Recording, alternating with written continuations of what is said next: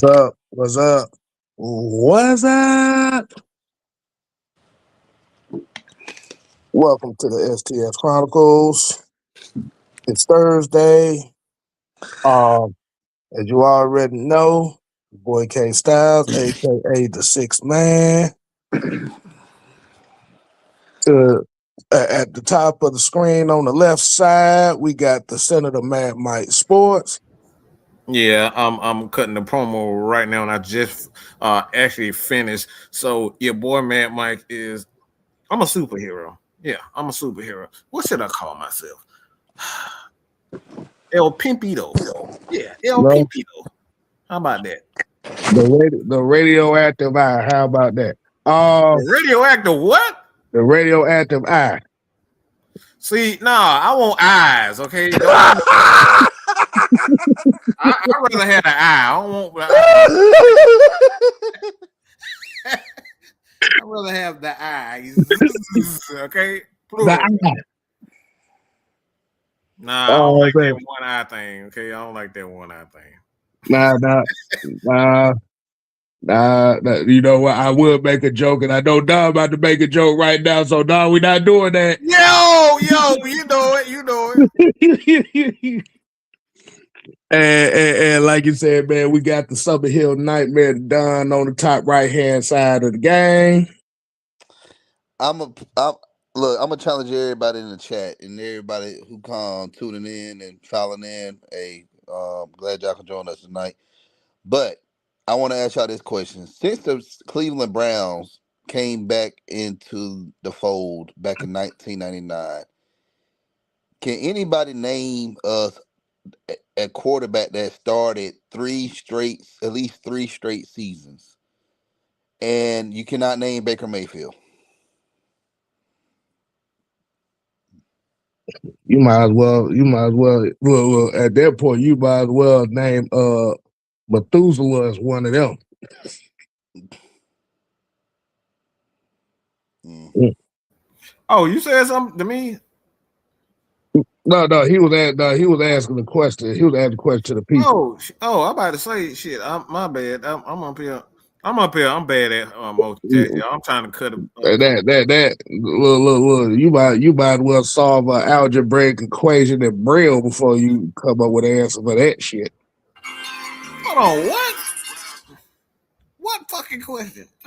No, he asked the question, can you name a Cleveland Browns quarterback that started for 3 consecutive seasons outside of Baker Mayfield? Look, now give me that Braille, because goddamn it, yeah. And somebody said Jerome said Tim Couch. Couch didn't start his rookie year. Yeah. So 99 they count. 2000 I think he started and he got hurt most of that year. Like Couch had a lot of injuries. Like that, he cannot stay healthy at all. Mm-hmm. Like the dude was talented. Like he had. You talking about somebody that can like had a huge arm and could throw it down the field and stuff. It was him. Like if he would have stayed healthy, I think he could have kind of been up there with guys like Peyton Manning, Brady, and Roethlisberger and all those guys out of that era. That came up. I just got another damn. I just got a topic just after that. Oh wow. Well, since nobody can name it, and I don't think They got the rest of the show. Can't nobody in Cleveland get that. They can't name that shit. How the hell we gonna name it? They don't even know. Oh man. Because I'm talking about quarterback. Stefanski now is a quarterback killer. So that's funny. I'm glad we're talking about that. Yeah. I want to talk about Yeah, man. So it all goes, everything's going to tie to it. So people know what the STS is. The STS is where we have the conversation, where we're talking about the philosophical side of things and some of the conversations that we have on the outside of the game. So y'all get a chance to kind of see how we are behind the scenes. But today we're going to add a NFL element to the conversation in itself. So today's title, it is Michael Penix Jr. versus Shedeur Sanders, reputations and validations. But before we get right into that, I got a question for the fellas on the panel. And Mike gonna know exactly where I go with this. Why does it seem that the STS brings so much trouble to the camp?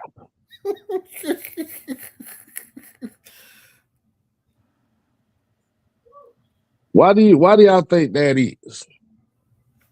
Well, I know why. Because it always seems like this is just my thought process on it. When we're doing normal content, when we're talking about Falcons and stuff like that, it seems like everything is fine. But once we get to the STS conversations, it seems like it's a lot of bullshit that gets brought to our front door.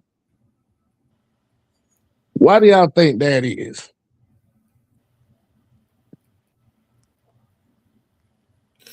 Well, black people aren't allowed to be smart, especially the other black people. They're like other black people. Like we have a major problem with education inside the neighborhoods. Like we're supposed to. Like I knew growing up, for me personally, if you read books while you was on the school bus, you was a nerd. You got picked on. If you read books when you was at lunch, and stuff like that, like you were lame and all that type of stuff. So in black community, I know for sure that if you got caught reading the book, something wrong with you. And that's how we grew up. So black people aren't allowed to be intelligent within the black community. I mean, look, a lot of times, shit. I wouldn't say everybody, but like if you were reading books in the black community, it was largely due because your lights was off. And the thing is, just I'm being so that, serious, y'all. Yeah, you're not lying. You're not no, lying. No, you're not lying. Because the community, our community is this here. Instead of we got young, when you have your kids when they real young, right? All we're taught is to entertain people. Yeah, that's it. And it could be playing sports or it could be being an artist or whatever the case may be. But it's just like when when we was young, you know how your mama used to do it, grandmama used to do when he had company over. They wanted us going. The only time we was around grown people, they wanted us to dance. Come on in here, dance. Come on in. Show us that moonwalk. Show us dance. I'm like, but nobody ever took the time to sit to have when people come over, you have your kids sit down and read a book to the company. I had my kids do that. Like I had my kids read books. Like my mom ain't doing that dancing shit. Like if you want to dance, that's your choice. But instead of showing people how talented you are dancing and stuff, show people how talented you are of telling the story, how you can read. And after you read, people ask you questions about the book, and you can answer the questions correctly. My mom did that for us, though. My mom had us all go get a library card and go get books. So my mom encouraged it, as much as she didn't give me a lot of positive affirmations or showed the love like a typical mother was, but she was very keen on us being smart and being able to, to read. And, like she was, she did that for me.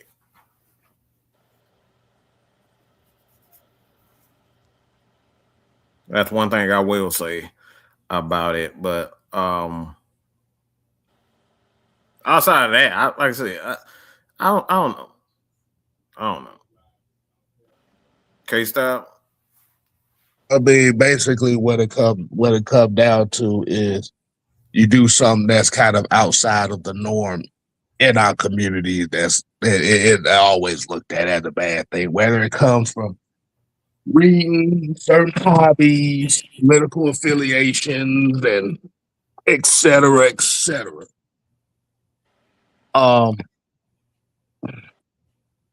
But yeah, man, it like I said, it always comes down to we do a STS show, all of a sudden, it's a brand new goddamn rumor about us and somebody complaining about what we said, and you get threatened with a lawsuit and shit. Like I said, it's always that shit. Mm-hmm. Look. I didn't know during the STS you can get quote you can get somebody they feeling so much they want to threaten a lawsuit. I never thought I never thought in my wildest dream that I would ever see some shit like that. And like I said, the reason why I say it is because most black people aren't allowed to be intelligent. What I meant by that, let me clarify that. When you look at the typical black person and in the neighborhood, and like I said, not everybody. Like I said, I'm kind of one of the few people that kind of grew up in both a well-off neighborhood, went to a very good school, and I grew up in the hood. So I kind of had the best of both worlds.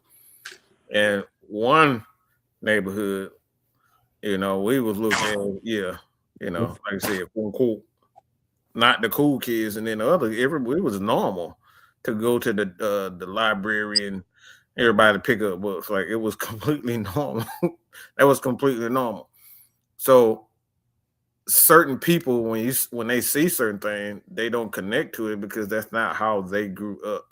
So you're not allowed to, you can't connect to those people, so they can't see when they see a person sound like me. Like I said, I know Don.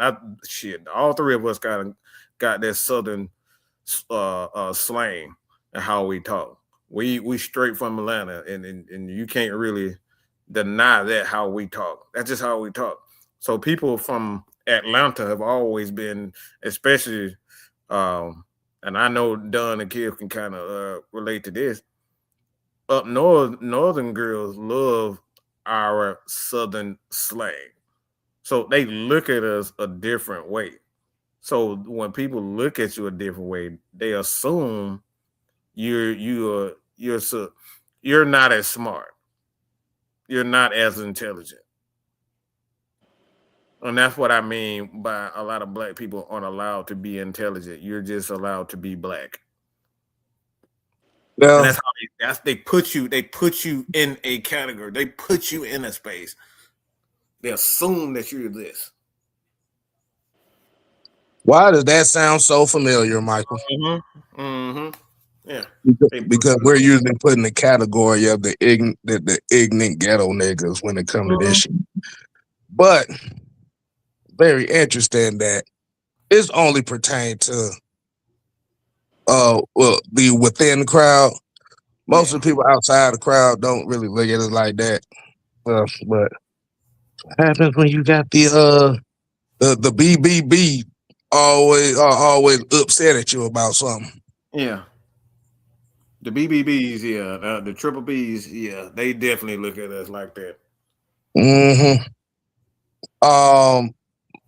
What's going on, Juan?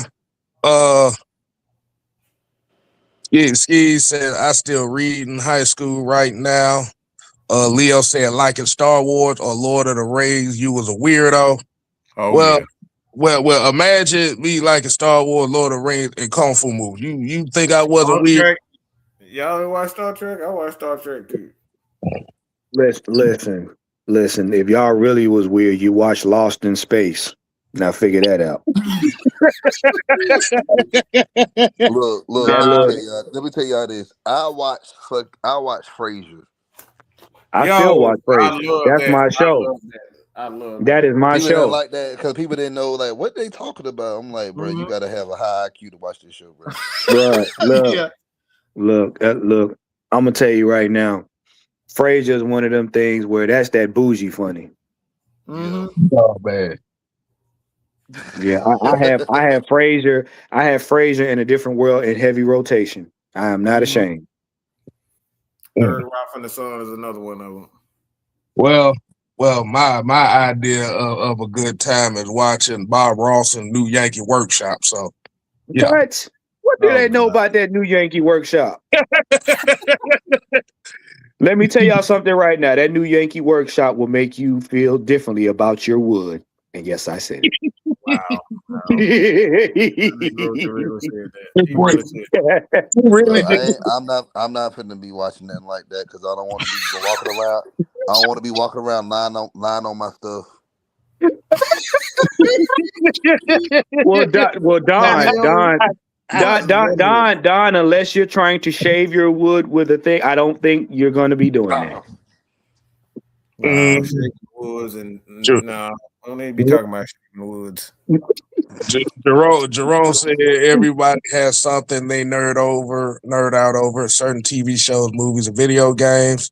Mine is The Walking Dead. So you said this old house. Yes. Yes. What? Your best friend got me watching Little House on the Prairie. So yeah. Look. Let me tell y'all something. What y'all know about Bob Vila? If you know, you know. Bob Vila was a pimp. Exactly. Nah, I tried Walking Dead. I was forced by my ex-girlfriend. Walking Dead is a show. Look. Ski said I watch anime and I was called whitewash. Exactly. Wow. Exactly. So what it is it's a lot of it's a lot of everybody has certain quirks and stuff that they like that's going to be different from the crowd as per se. Like I said, man, I was the black kid in the neighborhood. Everybody loved me, but the thing about it was I was one of the few ones that listened to rock music, especially hair metal rock music. Listen, look, Ski, I'm gonna tell you something, bro. I'm this old. I was watching anime when anime was on VCR tapes. When you could go, bro. Listen, when you could go to this store in South Lake, everybody know what it was. Where I think it was the Blockbuster. You could go in the anime section and get your VCR tapes. Boy, I still got mine. Boy, I used to get giddy every time we used to go to Blockbuster, bruh. Yes, sir. Look. Yeah, we got streaming, sir, but hey, did nothing beat a Friday night going to Blockbuster. You ain't lying, boy. You ain't lying. Not even just getting a movie, bro. If you did good all week, meaning that you ain't got on nobody nerves. You did everything right at school. Your parents, your mama might let you rent a game. What? On a Sega Genesis. Yeah. I'm gonna tell you the perfect night. You could go in there and get 3 movies, a video game, the popcorn, the butter, and the Coke, and come home and be happy. Let me tell you something. Let me tell you something. A perfect Friday night back in the 90s. You get off of school, and then you get in the car. You drive to the local Pizza Hut. Oh, so you get that too? Oh no, Don talking about the. Let y'all know. Hold on. I got to get this off my chest, man. Go ahead. Back then, the Pizza Hut was a freestanding store. It was not in no damn plaza. All right. When you walked in there, you had to be seated by someone. You can't just walk in there and just sit down. No, unless you picking up a pizza. But they had a whole area on the other side for you to go pick up a pizza. But if you was going down to dine in, there was a server to sit you at your seat. Hey, but wait, Don, that's when they had the bar in the middle of the restaurant. Yes, that's the all-you-can-eat bar. And they had pizza. Yes, sir. They had salad. They had wings, bone and boneless. Mm-hmm. All right, and then they had like different desserts and stuff like, and then they had the arcade. They had the jukebox. That jukebox for playing. Yes, Like, they had two boxes. I remember, man. They were wearing that crazy, sexy, and cool TLC album out No. on that jukebox at the Pizza Hut. Look. Let me tell y'all how dedicated Pizza Hut was. Pizza Hut had dessert on one end and the salad on the other end, and you could go in there and get that lava cake. Mm-hmm. That Yep. chocolate lava cake. And those Yes. drinks hit so different than them red cups, man. Oh, Oh man, the drinks. Oh yeah. But I don't even like Pepsi.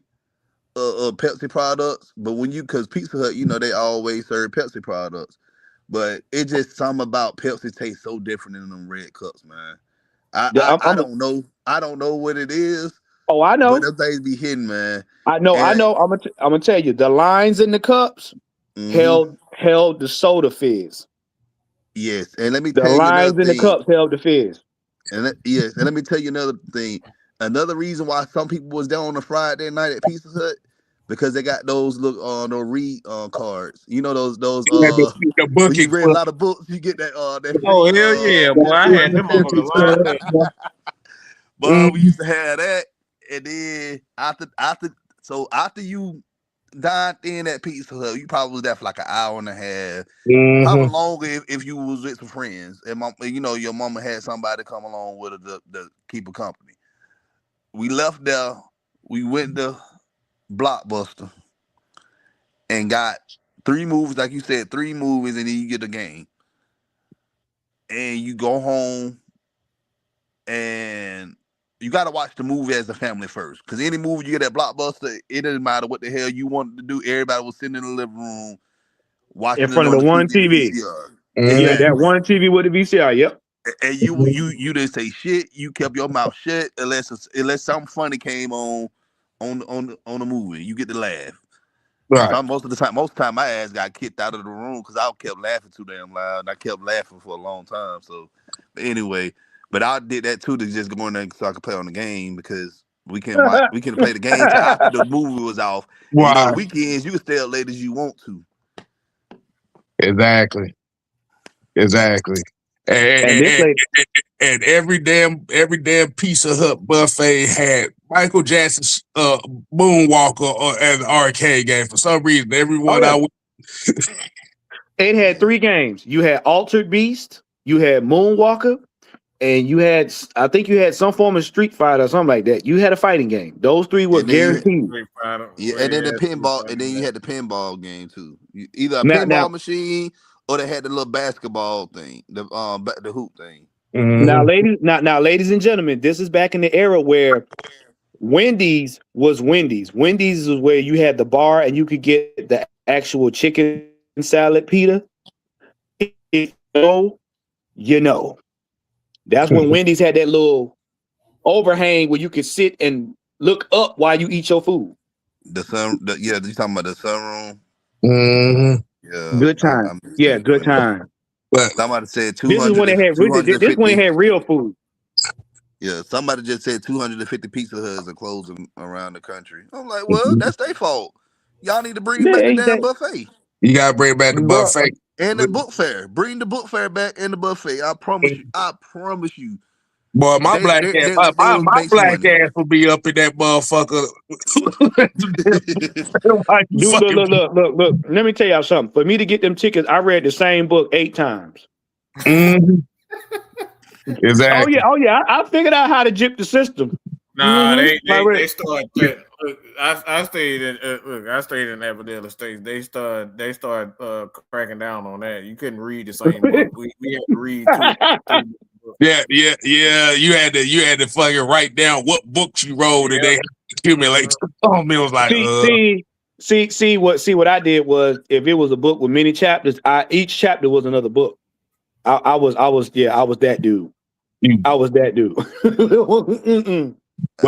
You know what? This teacher used to give me all these damn book fairs because she had every teacher had a stack of those, and they used to pass them out to the students. And this teacher, she was mean as hell to me. I ain't gonna lie, she was beating me with the fucking ruler and shit, the yardstick and shit. But she used to always give me a damn book fair. I really think that was like a hush hush type thing. Don't tell your mama I'm beating on you, but he goes to book fair club. Cause I used to get like, why are you giving me these? I read books, but like she was giving me more than what I'm like. I'm getting a lot of these damn things. Why? I'm like, I ain't gonna look. I ain't gonna say shit. Yeah. I'm keep racking my shit up. Don over there getting beat. Don over there getting beat into education. Right. But I was already learning though. That's the thing. I had the highest grade in the damn class. Well, yeah, and like you said, because we had two types of programs when it came to that read. We had the booking club where you go to Pizza Hut, or you had it was the same thing, but we used to go to Microplay. For those that don't know what Microplay is, that was the precursor to GameStop. Yep. Then they had Funko Land. And all this shit was on Riverdale Road. Yep. Terry Lloyd here with the $5 super chat said, look, a black man named Raheem tried to ruin the reputation of another black man named Michael Penix to hide the incompetence of said Raheem Boys. And I'm glad you said that. So, like I said, we gonna talk about these reputations and shit. Hold on. So somebody said, hold on. That dribbler Flair talk about Need for Speed Underground 2 and Mountain Dew and go home and watch Robin Big to end it off. Exactly. Sports Talk says, have y'all seen the new MJ trailer? Oh yeah. Oh yes. I think everybody and their mama gonna be we probably all gonna be sitting over there going to that Michael Jackson movie together.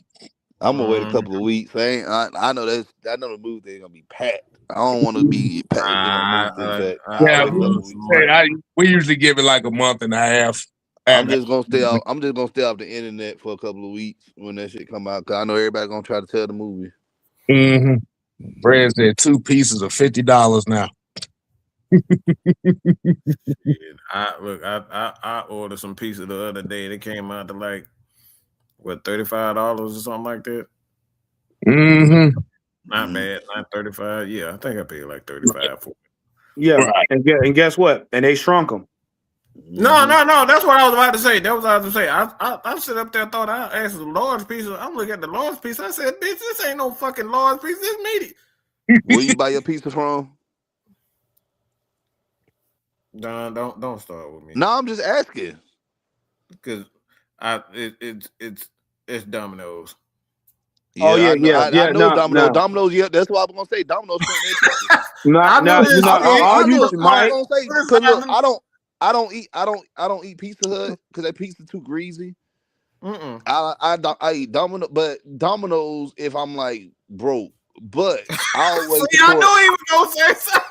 I always support my local pizza. See, I knew Look, I'm gonna tell you right now, Domino's. Look. Domino's shrink their pizza. I got to go to Johnny's New York Pizza. I need to get. I need to see. A local place. Yeah, I need to see. I don't like that sauce. I don't like Papa John's sauce. Papa John's sell like they put what is it? Baking soda in there. No, they put baking soda in there. No, it's like cough syrup, bro. It tastes like some Robitussin cough syrup. Well, see, the thing is, I got a homeboy that been working there in Union City, so I get the lowdown on stuff. Please don't do that. Oh no! I ain't gonna. I just he go. No, I ain't.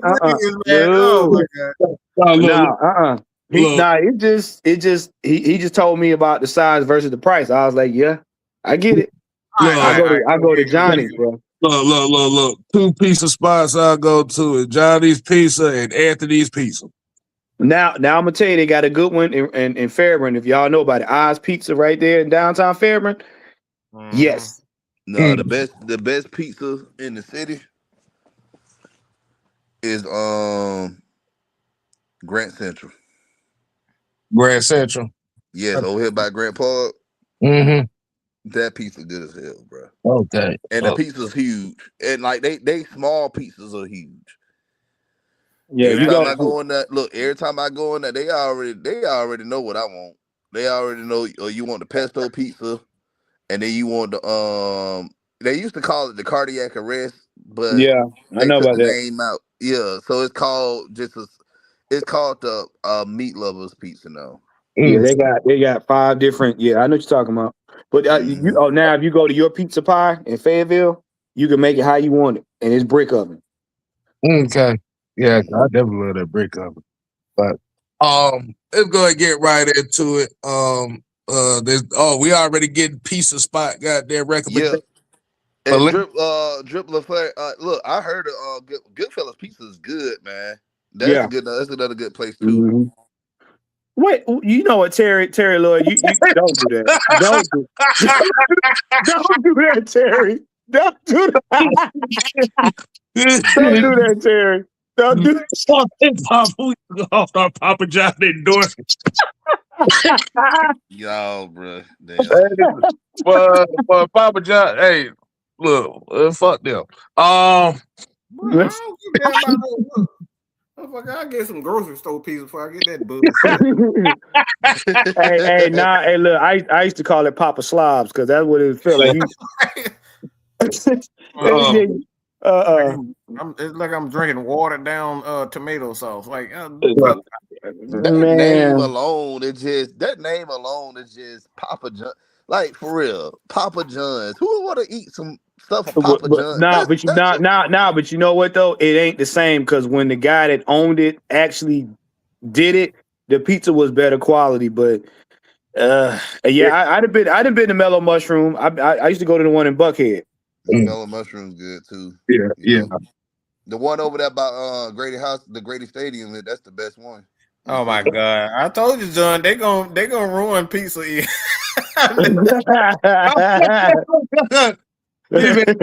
I just ate pizza before I get. Oh no, Jerome! Look, there was Jerome said right here, and look, Boy, I agree with food this. pizza. Bruh, yes, Boy, sir. you ain't lying.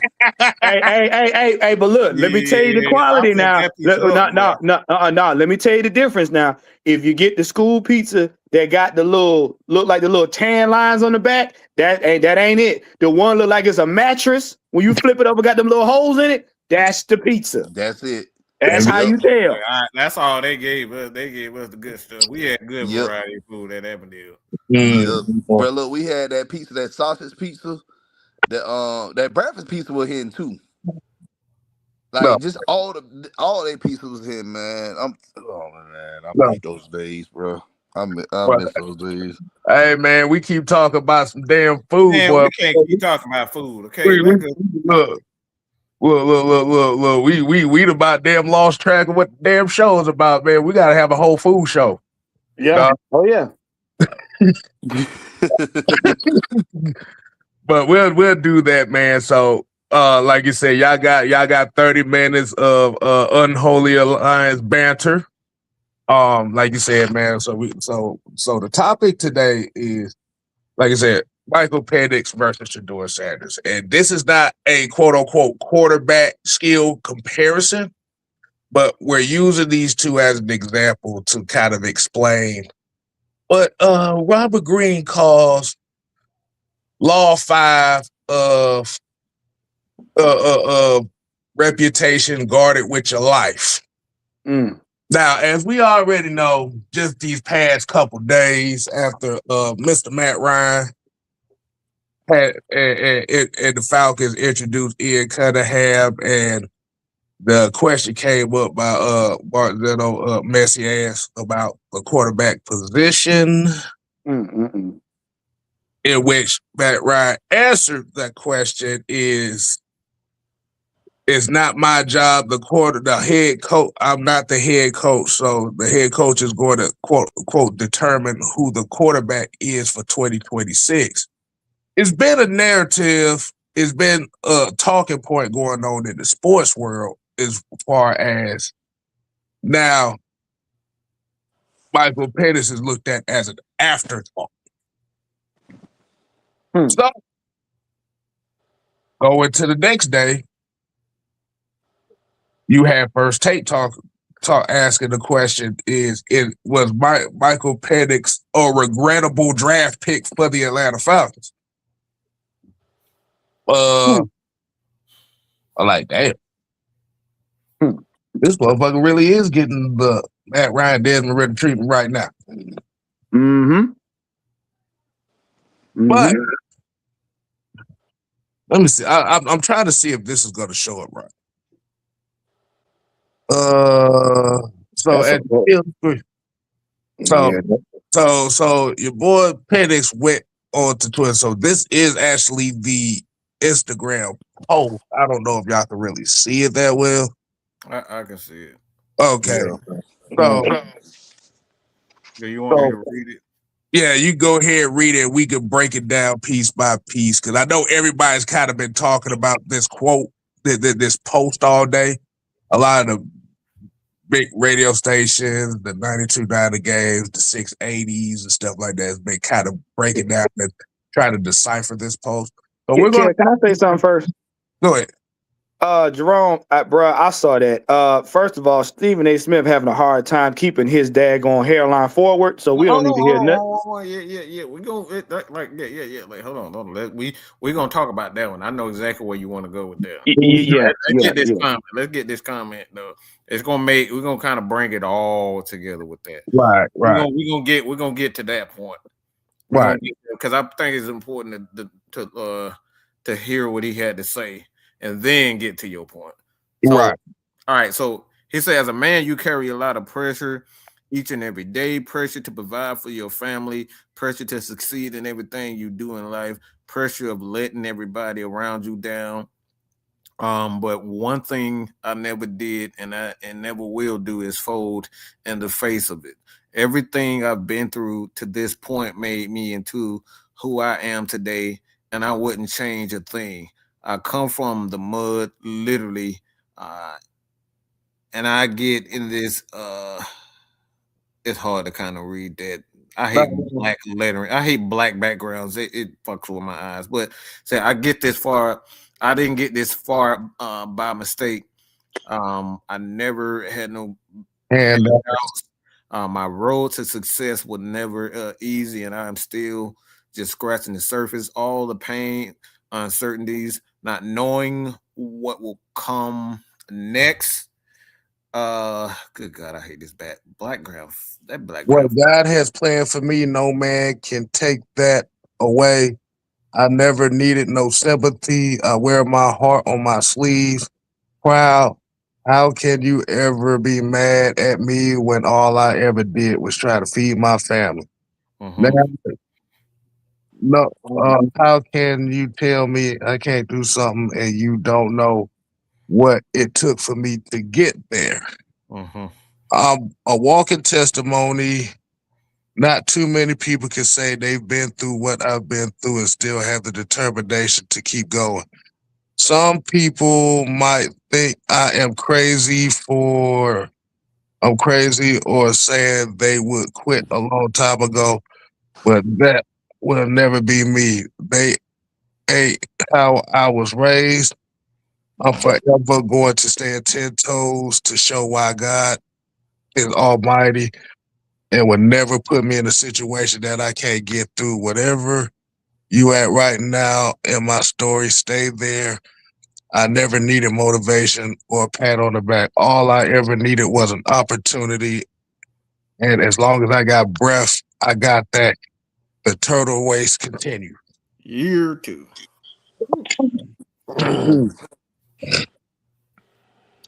Now, with that being said, this is what y'all got to understand. Nobody gave Brady the business when he first came in the league, being picked so far down the line. You know why? Because Brady had Belichick as a coach. Nobody really gave Matt Ryan a lot of guff until he got to the Super Bowl. You know why? Because he had a decent coach.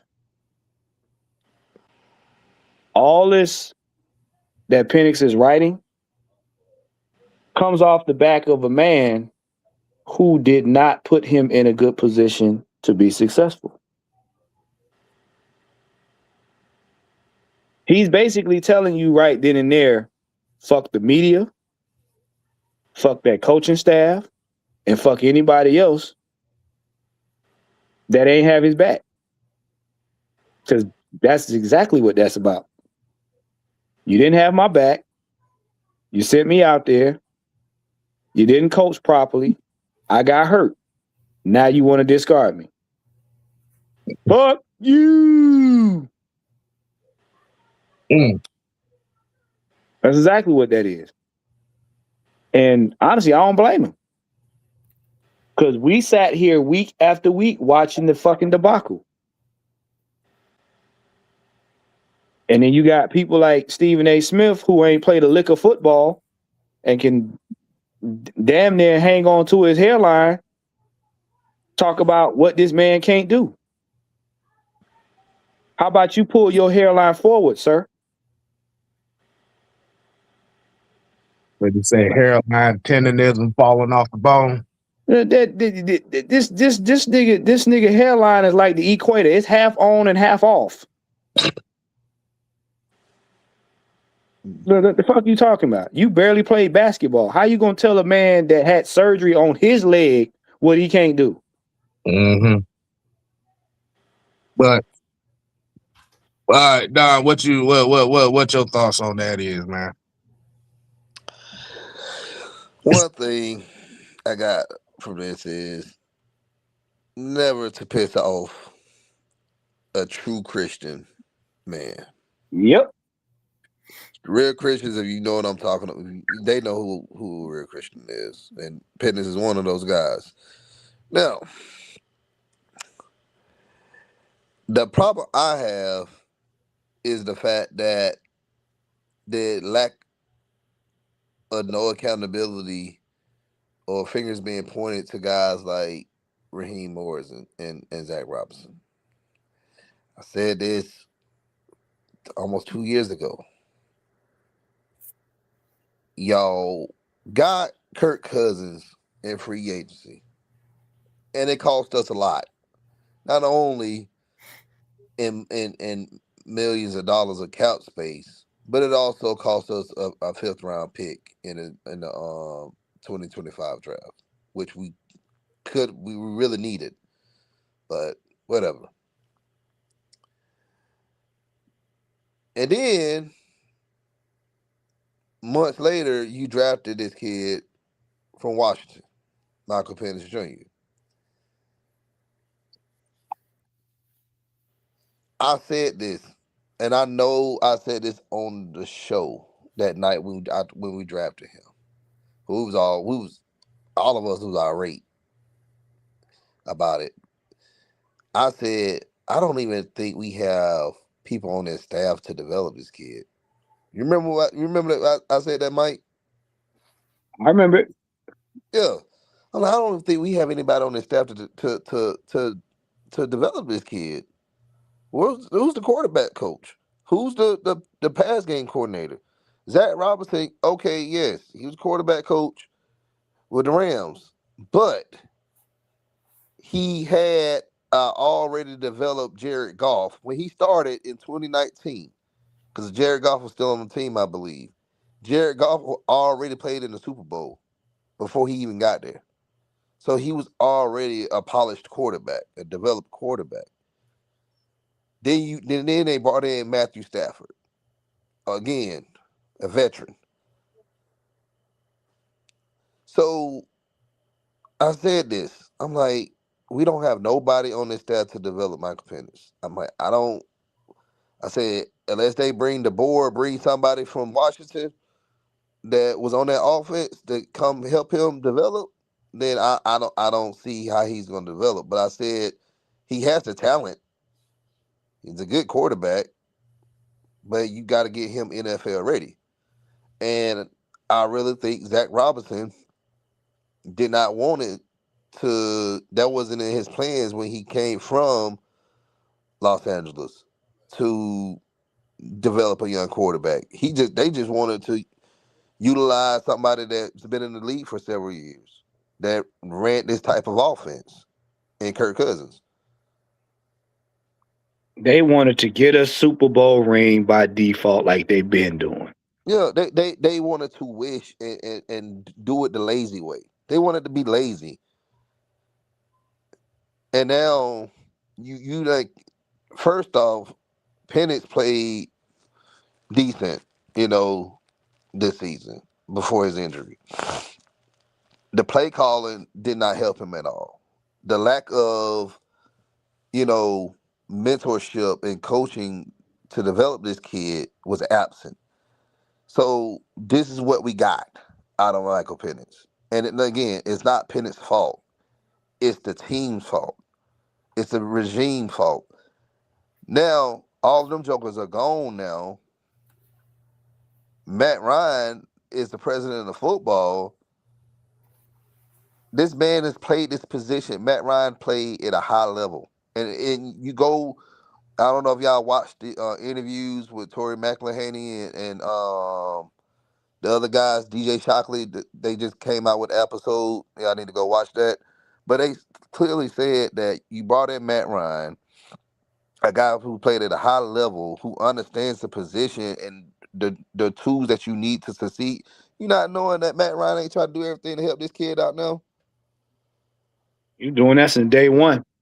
Like, I'm like, it's been a matter of months that this kid's confidence got killed by Raheem and Zach Robinson. And now this man has built his confidence. In that post he made, he got his confidence back because of the moves we made. And the media now, they want to sit here and say, well, Matt Ryan, they don't think Michael Penix is the long-term plan in Atlanta. Well, they're going to get rid of him. Ain't nobody said that. All they said in the press conferences were, we are looking it's day to day with his rehab. That's it. And if he's not going to be ready, guess what? We'll figure it out. We'll bring somebody in that can play, a few games, and until he gets back. Could be a Joe Flacco, could be whoever. We'll see. But we're not going to hear that news if he can't suit up week 1 till like June. Ain't nothing happened yet, you guys. The season ain't even nowhere near. They haven't even listened to the interview with Zach Klein. Mm-hmm. If you want to know, listen to the interview with Mike Penix and Zach Klein. If you want to know, listen to what Blank said.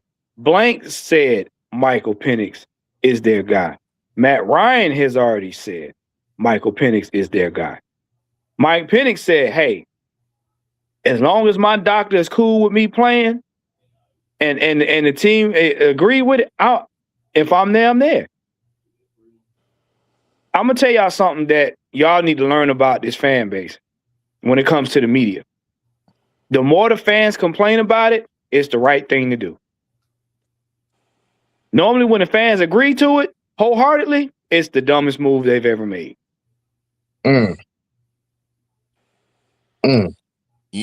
People have to understand Tommy Reese, and I'm gonna get to Tommy Reese was also brought in. This man, the purpose of him being brought in when he was up there at Cleveland is because he does a good job at protecting quarterbacks who has prior injuries. They brought him in because Deshaun Watson, because Stefanski and all of those guys, they still thought stuff. You gotta get what the hell you gotta get out of Deshaun at this point. You paying him all that money, it's guaranteed. You just gotta figure it out. Gabriel already had some injuries already in college, so that's why they brought these. That's why Reese was brought in.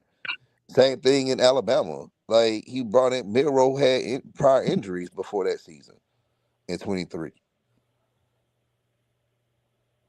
Well, yeah, and where can you find the interview with Mike and Zach? It should be on YouTube. I think you just got to type in Michael Penix and Zach Klein. Yeah, because they blasted it all over Twitter for a minute. But yeah, it's on YouTube. Right. But the reason why we're talking about this is because of the quote unquote reputation. Like, when I look at a post like that, I look kind of agree with Don and Juan about a guy who's finally getting his confidence back. It just looked like a guy who felt his reputation got shot by the very his reputation got shot because of the guys who he was supposed to look up to, which is the coaches and stuff that he had, but the ones that allowed the outside noise to bullshit with his reputation. Because you have to remember at this point in time when he got drafted, what was one of the main things everybody kept saying, regardless of the outside of the injuries, they kept pushing him to be the next Mike Vick. Right. So what it was it set the expectation that, okay, yeah, we're going to get the next Mike Vick. Now, why they outside of him being black, do-rag, left-handed, strong arm, the play styles of quarterback are completely different.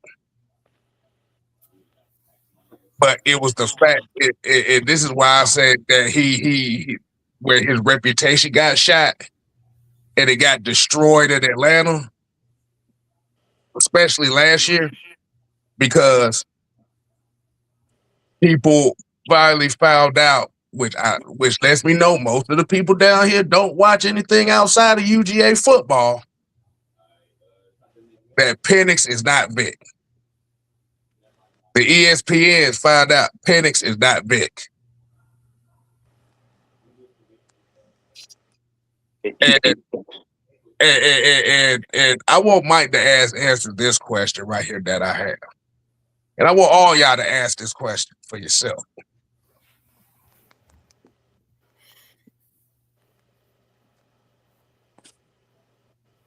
If he can't play under center, and this is a common sense question. If you bring in a quarterback who can't play under center, it's two parts of this. One, what is the quarterback coach doing? Because the quarterback coach, the coaches, the quarterback coaches, the offensive coordinators, who are supposedly a quarterback coach, is not supposed to cater to what the player does well. It's supposed to teach the guy to perfect his weaknesses. If he under center. Exactly. So instead of asking the question of why Penix can't play under center, the question you need to be asking now is what is the quarterback coach doing? You're in practice with this dude for 2 years, and if he can't quote unquote play under center, that's an indictment on DJ Williams and Zach Robinson. Exactly. Because TJ Yates, because we got to remember the majority of the quarterbacks coming out of college play under center on average of less than 30% of the time. That's every fucking quarterback that's coming out of college. I got something to say. Right. Hold on. Wait. Go ahead, Mike. See, this is why Raheem should be banned out of football altogether. He should be banned out of football altogether. Fuck Zach Robinson. But Raheem he should never get another head coaching job anywhere at any given time. Yeah. Because just see, this is how ignorant this is. And I think anybody that's taking this as any sort of confirmation, because he's hurt. But anybody that takes that in consideration, yeah, he can't bend down. Just think about this. Why is he even playing football if he can't bend his knees? Exactly. Hold on. Let me do this. Let him land it. That's one thing. If he can't bend down, if he can't bend his knees, why is he playing football? Why is he getting a college scholarship? That's one. Two, how did he even get to his third, fourth year, fifth, sixth year of eligibility if he could not? That means the doctors, that means the head coaches, that means assistant coaches, everybody else was lying somewhere on his reports. That's two. Three, why are you drafting a guy in the first round if he can't bend his knees? So this right here, this has nothing to do with Michael Penix. The questions we asking right here is the question that needs to be answered, because this dude got 7 years and 6 years in college, and 2 of them were because of injuries. And you tell me that he made it out of all those years, and doctors approve him, and he can't bend his knees. See, this is where questions come, and you got to say to yourself, like, all right, what the doctors say? Okay, he can't bend his knees. Why is this guy even playing football? Why are you even allow him to play football if he can't bend his knees? See, these are the questions they don't want you to ask. This is why these stupid idiots like Stephen A. Smith should be fired, and they should never be able to speak on anybody's name ever again. Is because they don't even answer these questions. They are getting on social media platforms with millions of people brainwashing these fans into thinking that these guys are absolute trash. And a nigger, an Nigga, Nigger, and Raheem, he's doubling down on this and going out his way to further shit on this dude's reputation. That's some nigger shit, okay? That's what niggers do. I'm talking about the niggers that look like that was in the cotton fields telling on other niggas. That's what I'm talking about. I'm talking about those. You talk about the Stevens of the world. I'm talking about those. No, I'm talking about those. Because that's what, like, this man had a job as a head coach to tell the truth and to follow proper protocol. And you're telling me as a fan that the quarterback that you and this organization chose can't bend his knees. And you got on live TV in front of millions and millions of people and told us that this is the guy that you invest in your future in. You invested your future in a guy that can't bend his knees, and now we're supposed to trust you. We're supposed to trust the organization that is in. We're supposed to trust Raheem when you blatantly lied to us that said he was healthy. Y'all was, because that's what y'all said. Y'all said with a straight face that Michael Penix was healthy. And then on one hand, you say he's more comfortable in shotgun. He don't really want to bend his knees like that. Okay? So this is a deeper issue at hand that has nothing, in my humble opinion, that has nothing really to do with me. Because if Michael Penix isn't healthy, why the hell did he get 6 years in college? Why the hell did he get drafted? Why the hell did he get drafted in the first round? Somebody lied somewhere. There's one word: sabotage. I was about to say that. So my thing is Kevin Stefanski sabotaged Shedeur, but don't nobody want to talk about the real sabotaging that Zach Robinson and Raheem Morris did to Michael Penix Jr. Let me go over the cardinal rules for a coach, okay? And I've said this many times. Number one, the cardinal rule for a coach is the welfare of your players above everything else. That's number one. Number two, your job is to put your players in the best position to win. That's number two. Okay. Number three is to correct or develop players' weaknesses, strengths, and accountability. And number four, Coach should have the accountability of the entire team, regardless of what goes down, good or bad. You did not and was not trying to protect your player, develop your player, and correct any mistakes. And you didn't take accountability. Why are you in the league? Because had you done your job, this young man wouldn't have gotten hurt. You deliberately and strategically allowed this young man to get blasted over and over again by calling the wrong plays that did not fit this young man's skill set. And other teams, I don't care how good your O-line is. I don't care how good your O-line is. I don't care if you got every Hall of Famer that ever played the O-line in front of Michael Penix. If you call the wrong plays, he's going to get blasted. Does not matter. He was set up to fail because Raheem, gutter mouth, greasy ankles ass Morris wanted to prove that his Kirk Cousin experience was still going on. And I said that from the first week. That's why Penix is hurt. He not hurt because he was a reckless player. He not hurt because, you know what I'm saying, they fell on him wrong. He's hurt because you put him in a position that he shouldn't have been in the first damn place.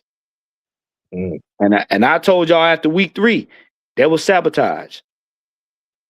And I lit the whole damn hill on fire. Fuck dying on it. I lit the shit on fire, and I'm still sitting there. It was sabotage. And we got another $5 from Terry Lloyd. Said the first clue was how Raheem can and blaming Desmond Ritter, who didn't get any development neither. Right. Yep. Yeah. He came in shitting on the quarterback. Like, come on, y'all. The dude is patterns with this guy. This dude, Raheem, should never, ever get another head coaching job. He should never be in leadership ever again. Look what he did to Josh Freeman. He did it to Freeman, bro. It's like this is what he does. This is who he is. He's a snake. I told y'all he's a snake. That smile, that fake ass smile he got. You can see it. And I'm not just talking about, I'm not picking on his physical appearance and all that type of shit. All I'm saying is you can see the bullshit behind a smile. That smile is, look, all he did was go get his teeth fixed just so he can lie better. Okay, that's all the fuck he did. So you mean tell me they just glued some chiclets in his mouth so he could take a photo op? That's it. So he can lie better to people. Look, and 49er fans, they all happy because they got Raheem. I'm like, okay, they gonna see. Look, y'all got Dumb on y'all sideline. Look. I hope y'all got that's Ivory and Greasy. I hope y'all got y'all Vaseline ready. They go for both. Kyle been fucking y'all over since he got there, and y'all just doubling down on it. Right now, Kyle been fucking y'all over, and then Raheem just gonna make it feel a little bit easier. Right. but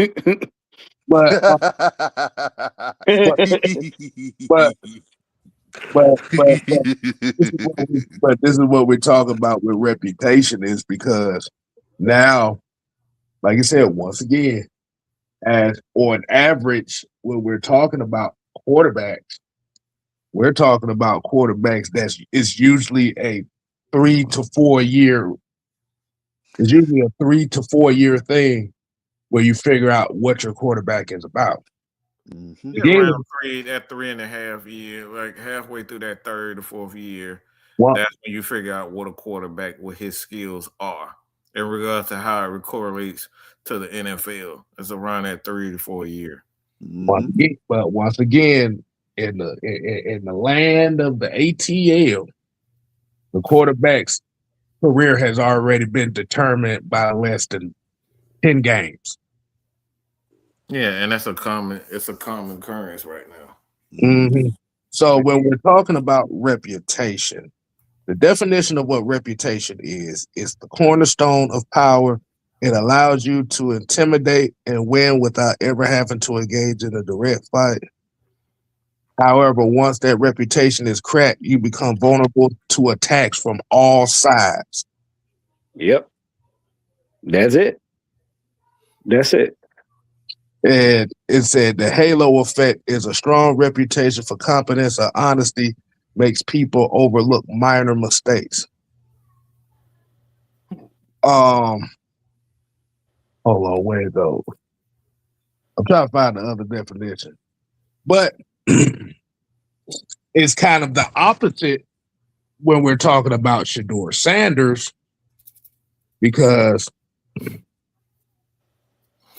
they used Shedeur's reputation. They protected Shedeur's reputation by using the Atlanta Falcons as a villain to protect his reputation and sell the Pro Bowl game.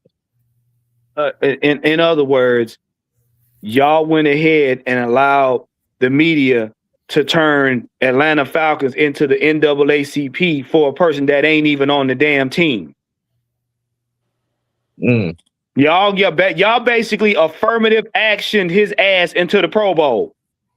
Well, they tried to do his dad like that. That's the thing. Is the problem is they tried to put Dion in the grave a couple years ago. But and I'll just say thank God for Nick Saban. He didn't fall for it. But they tried to use Nick Saban to take Dion down and cause to pretty much put his reputation in the crapper, because college football didn't like the fact that what he did at Jackson State. They didn't like that.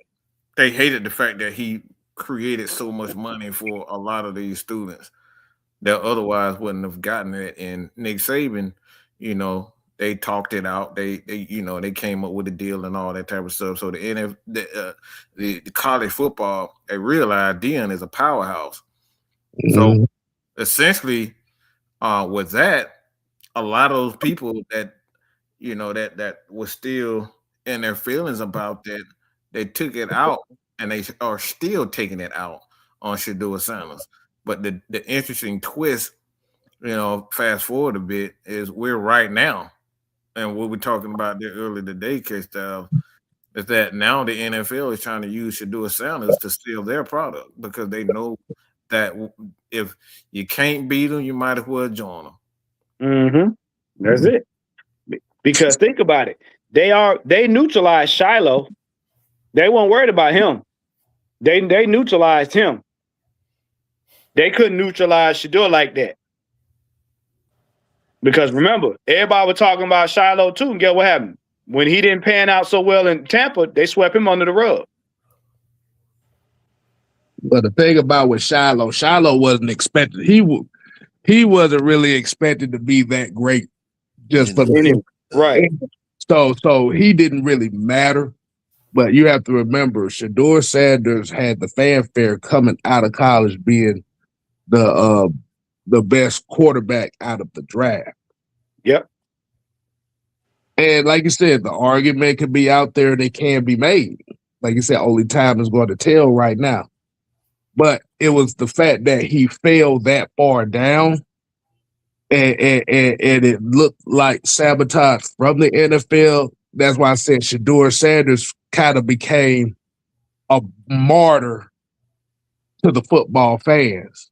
So he like in wrestling terms, he didn't organic, but he became a baby face. He became Rey Mysterio Jr. Look. Let's be honest. They did not like the fact that, number one, who his dad was. They did not like the fact of what his dad did in college. They definitely did not like the fact that Tom Brady took a liking to this young man and helped him out. Y'all didn't like that. They didn't like that. Because how dare you break all the rules at being quarterback doing this? How dare you? And that's what it was. That's what it was. But here's the thing that's backfiring on the NFL. Shedeur didn't really have a whole season to prove himself. He didn't have a whole season to prove himself as a rookie. Right. So technically, you've only seen maybe a couple of preseason game snaps out of this young man. and y'all tried to make up for it by putting him in the Pro Bowl. And why? Because that was y'all way of getting back at Stefanski for being hired by the Falcons. Mm-hmm. And like, but that's what I'm saying. Because you got to realize with the Pro Bowl, especially on the AFC side, a lot of guys turned down the invitation. I think it said Trevor Lawrence turned down the invitation. I think Justin Fields turned down an invitation. So Shedeur Sanders became kind of like he became the next guy up that they was asking to come in. Because you have to remember in the Pro Bowl games, the NFL family reunion games, the AFC quarterbacks were Joe Burrow, Joe Flacco, and Shedeur Sanders. So that lets you know right then and there, either everybody hurt or nobody want to go. It's too many damn games. This is what happens when you try to make so much money off of the league with extending you extending the season for the most part. These players don't have time to rest their bodies. Nope. So they don't want to do anything. They don't want to travel. They want to take the 2 months because let's keep it real. As soon as it gets, March, they got to start getting their body back together in March. So they got January. A lot of them got to January. Most of the league got January outside of 2 teams. And they got January and February. But outside of January and February, I'm going to just make it hardcore. You got 2 months to fuck your wife and get back to playing football. Yep. That's what you got.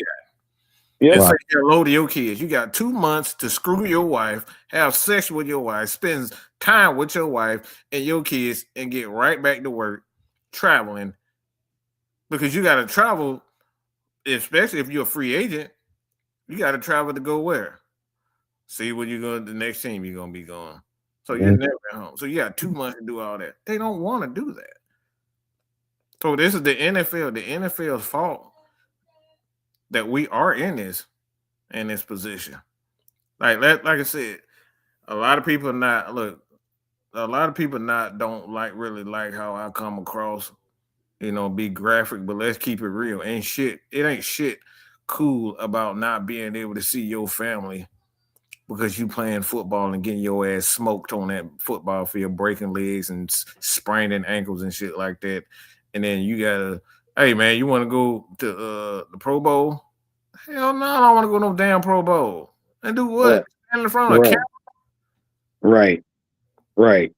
I didn't have to get cussed out by the GM and the head coach as well as the fans after my team then lost so many games. I got to turn back around and show up. Will y'all still booing my ass? No, I'm good.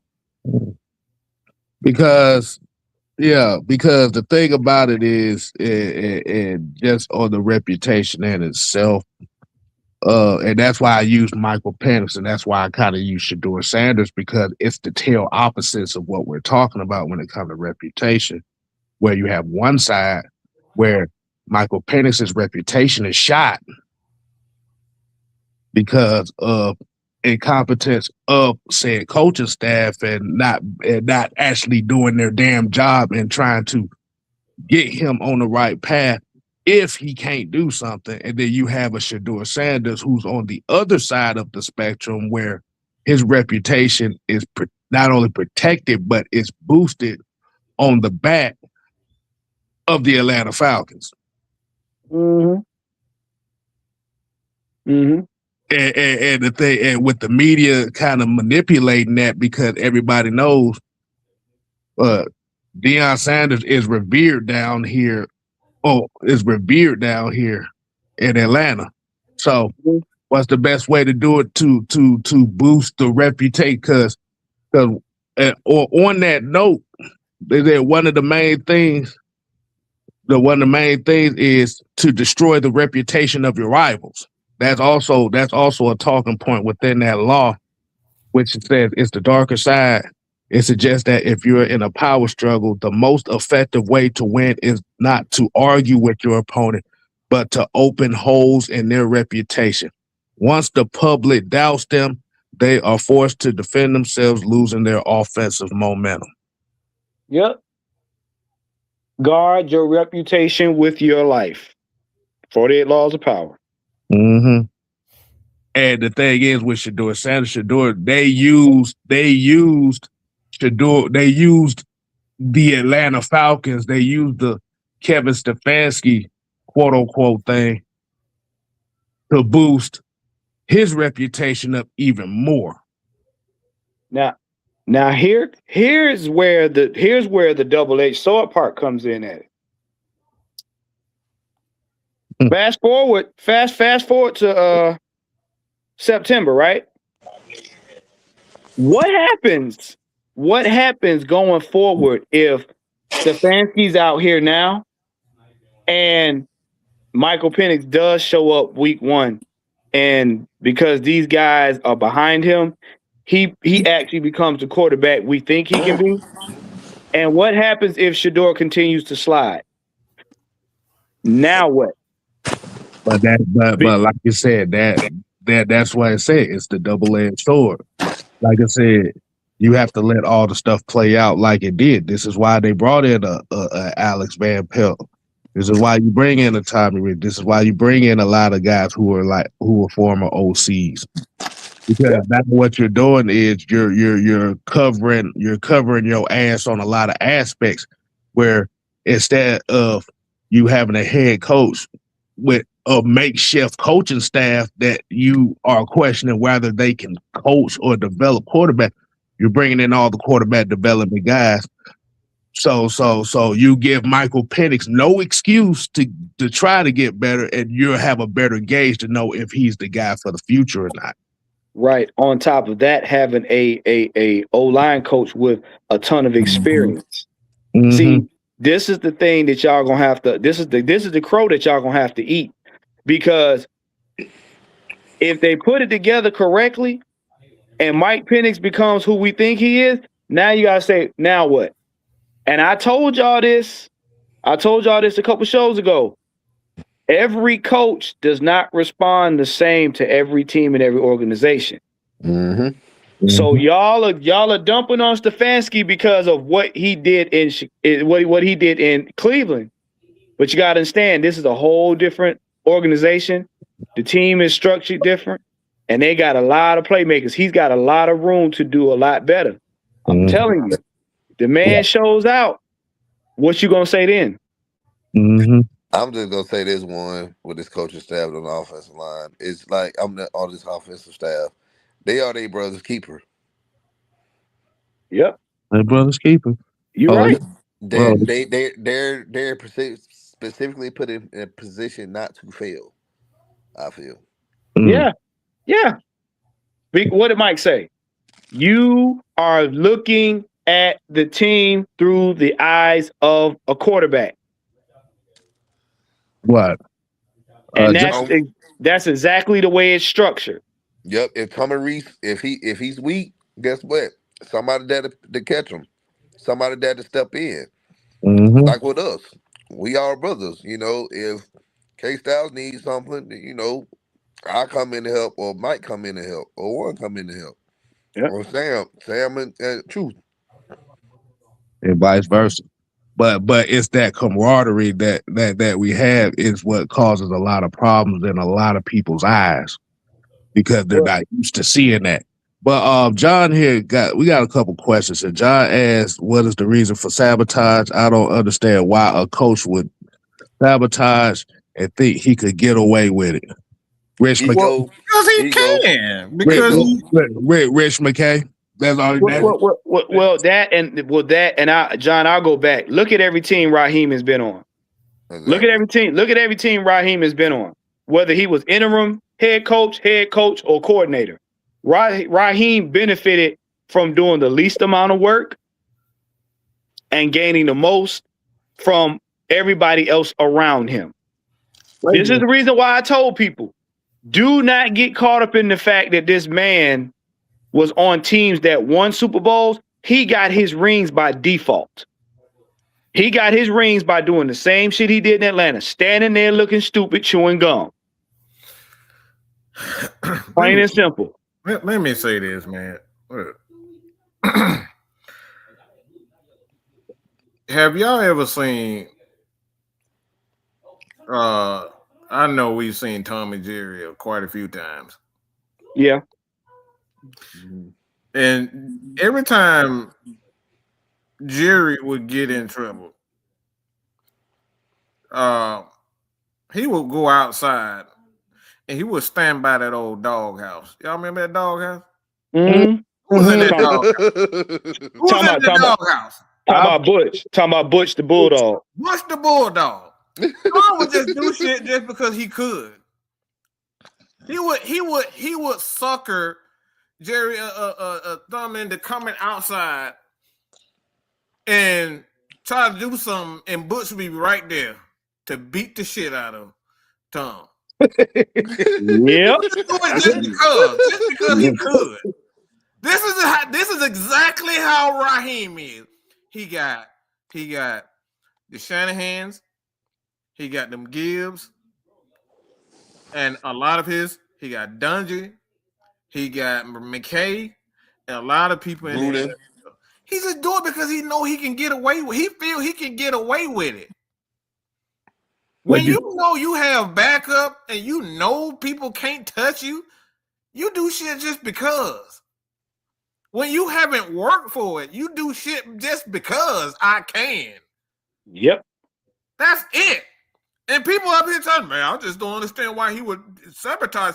Because he know he got backup. He know he gonna get a job at DC. He know he gonna get another DC job or another job for somebody else. And he got the job right in San Francisco like he wasn't an absolute piece of shit here.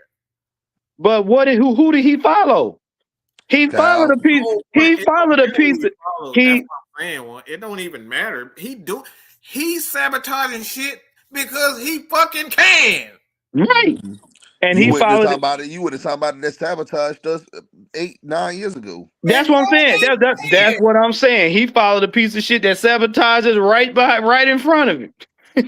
So yeah, they hanging together. People up in the man, I just don't understand why he would do that to himself. Why would he put himself? Because he can. He knew his ass was gone, and Robert Salah and Kyle Shanahan knew Robert Salah was gonna be gone too. Robert Salah knew he was gonna get him another head coaching job because let's be real, the Jets is just like the Browns. They're a horrible, dysfunctional ran organization. So Raheem thought he was hoping that this Kirk Cousins experiment was going to get him to the playoffs so he could sit up there and brag and say, I did the least amount of work and got my team the furthest. That's what he wanted. So basically what you're saying is Raheem Moore's whole ideology is law number 7 in the 48 laws of power. Yeah. Get others to do the work for you, but always take the credit. That part right there. Yep. That part. And guess what that is? That is the quintessential definition of a manager. Yep. Not a leader, not a CEO, a manager. Why does that sound familiar? Because a lot of you people that are listening to this right now have that same person on your job. That's the definition of a manager. Mm. He wasn't a head coach, he was a manager. Right. He was a manager with a car salesman face. Yeah. Exactly. And Fred here said Penix was Blank's guy and Raheem didn't like it. Right. The sport pugilant kid who didn't get his way. Well, remember what I said now. Remember what I said. I said after that 2024 season, what happened? Raheem acted like the little scolded kid where his daddy told him, all right, next time you do that, I'm whoop your ass. So he went in the room and started plotting his revenge.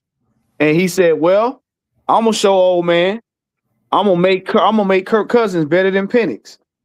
I really think they sabotaged that game when we played against Washington back in the 24 season. Okay, we would have won that game. We would have won that game. We would have made the playoffs. Well, remember, Raheem had a set amount of games where he sabotaged the damn season. You remember that? Yeah. The closer we got to the playoffs, and the games that mattered for us to get into the playoffs, he didn't coach. If you notice, he didn't start coaching this season until after he knew we couldn't get to the playoffs. Yep. And then we won them last 4 games. Like, how do you just miraculously go back on a winning streak skid when you were in every damn game except for that Panthers game? Again, another exhibit G, sabotage. Yeah. You practically said, all right, we're gonna go in North Carolina, and guess what? We ain't gonna do a damn thing. We're gonna let them have it. And then all of a sudden, when your ass is grass and you up out of there, you certainly get common sense. Hey, mama, yeah, I know I'm in jail. I know I'm behind bars. I know I'm behind. I'm gonna do right. You start doing right for 6 months, and then your ass right back out there doing the same bullshit. That motherfucker knew exactly what he was doing the whole time. Raheem is. I told y'all from the very beginning, don't trust that son bitch. All that giggling and all that bullshit is a fake ass bravado for absolute nothing.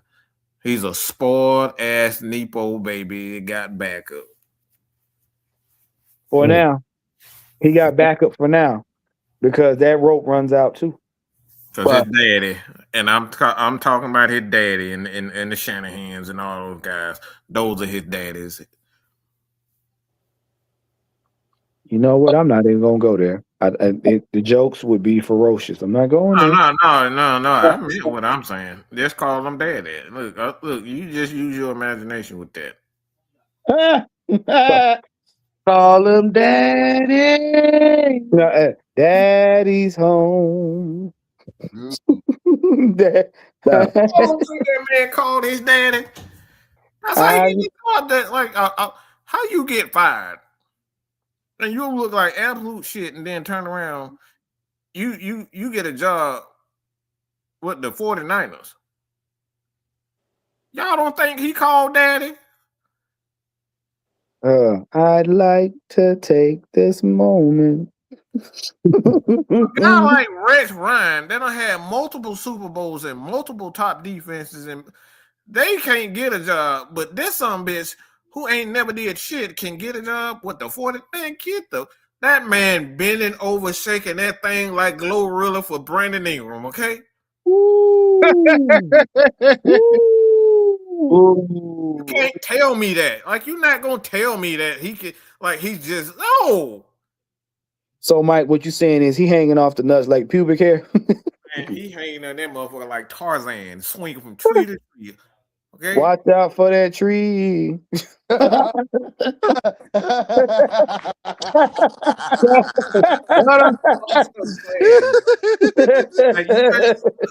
All this stuff. Look, man. I'm about to beat myself. I'm just saying, yo. Boom. Look, man, you can't tell me, man. Like, you can't tell me that all these other guys, that Vance Joseph, they can't get a head coaching job. This some bitch can go to team and get a defensive coordinator after he look like shit. Man, get out of my damn face, man. Oh, man. Oh, man. Hey, look. Oh, Hey, I guess that's why. Look, I guess that's why I get in trouble a lot, because people try to like say. I guess why we get in trouble, because people like to try to say stupid shit, and they really dress it up, even with facts, and then you're supposed to believe it. Like, bro, get out of here! You cannot gonna tell me that a Rex Ryan can't get a job in the NFL for being an actual good defensive coordinator. That guys like right off the top of my head. Damn, Don, what's your god damn it?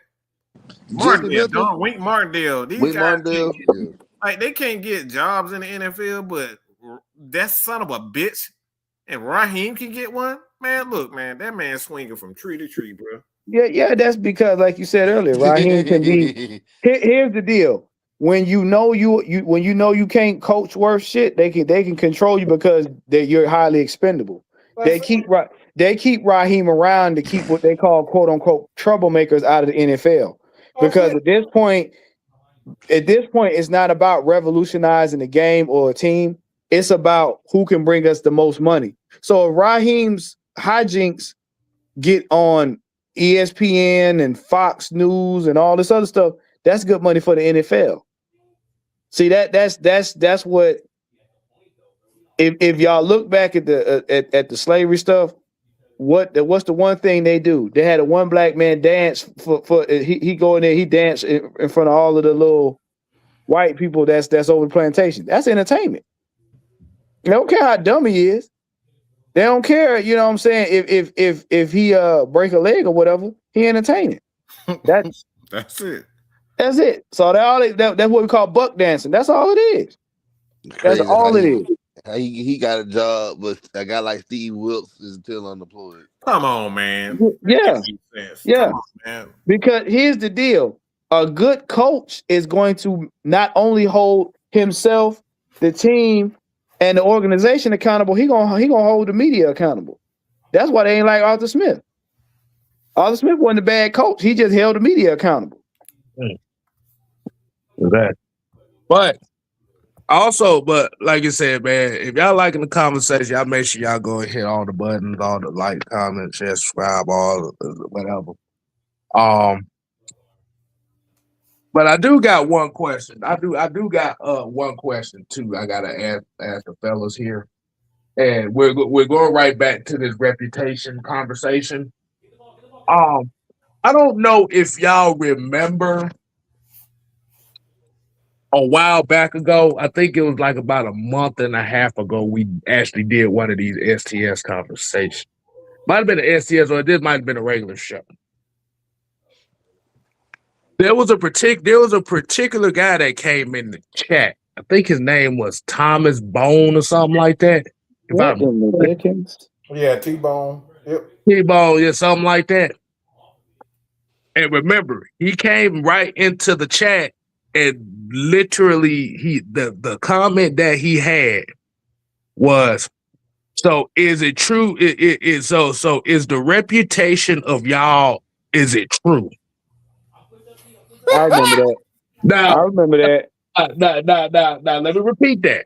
It was a random guy who really didn't come to this chat that often.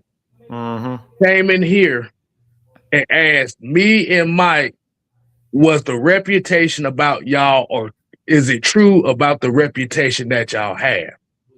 Now, I remember this correct, because the crazy thing about it is this comment right here was actually the inspiration of this show, actually. Yep. And I remember when I saw the comment, I asked the question, so what is the reputation? Oh, he ran for the hills, boy. He ran for the hills. No, look, Juan, this is what happened. So when he asked the question about, is the reputation of y'all true? And I asked the question, so what reputation are you talking about? His answer was, never mind, and he left the chat. Mm-hmm. What? You mean to tell me he pulled that skirt down? Yep, he ran for the hills. Interesting. I don't know if a lot of people remember that. But it was very interesting to me, and I never addressed it before. But like I said, this is what we're talking about when it comes to reputations and stuff, and how one person's perceived word and objectivity to destroy somebody's image to make them look good. But like I said, it was kind of weird to me. My thing is, how the hell are you going to come into a chat and make an assumption about something that's said about us, but then when we ask the question about what it said, you say never mind and then leave the chat, and then just leave the chat altogether. You know what that's called? What's up? That's called telephone. And you know why? You know why telephone don't work? Why? Because the space between the ears of the average human being is cotton. It's filled with cotton, not brains, not anything else that's tangible. It's cotton. See, if you are trying to damage my reputation over there, then whoever you talking to, that's a slumber party. You're not doing anything to me because you ain't confronting me. And only I'm the one in control of my reputation because what I do or don't do determines how you see me. Now, your opinion may be added into that, and you may have an opinion of me, but 9 times out of 10, I don't give a shit. So whatever you told that person over there, unless they come tell me, it doesn't apply. That's the problem. We don't give a shit about what other people got to say about us if you are not man enough to say it to us. Don't fucking matter. Yeah. Because like you said, that's why I was reading off on that stuff about that, because anybody, it always comes down to a perceived. I ain't gonna say well, you can say it's a perceived narrative, but this is what we're talking about when words can destroy, perceptions can destroy, and it ain't the first time. Like I said earlier in the show, most of the bullshit that we tend to deal with on a weekly basis always comes right after this show. It's always when we shooting the shit. When we shoot the shit on these shows, that's where a lot of problems come in at. But when we're talking about Falcon football, it really you still get a sprinkle of that shit, but it really kind of gets magnified after we shooting our shit. So what's your thought on that? Oh, on the fact that for some reason we have a reputation that everybody's scared to tell us about. Well, because it's like Truth said earlier today when we was in the chat. When you don't have a narrative, you have to create one. Yeah. I say it like this. I'm a complete jackass. Complete. I think we all are. I think everybody around us are pretty much jackasses. But the thing is, you'll never hear anybody say that Mike, Kev, Dunn totally screwed them over, where we ruined their life. You won't find it.